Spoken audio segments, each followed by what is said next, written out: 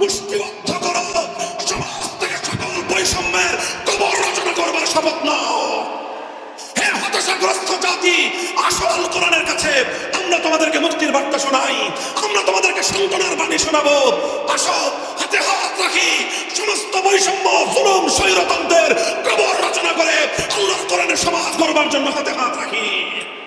যদি ইনসাফ কায়েম না করা যায়, ইসলাম অনুসরণ করা যায় না, যদি বেইনসাফের বিরুদ্ধে লড়াই না করতে পারো, মিথ্যে মুসলমানিত্বের দাবি ত্যাগ করো। তুমি যদি ইনসাফের জন্য যুদ্ধ করতে না পারো, তুমি যদি বৈষম্যের বিরুদ্ধে লড়াই করার হিম্মত না রাখো, মুসলমানের মিথ্যা দাবি করা ভণ্ডামি ছাড়া কিছুই নয়।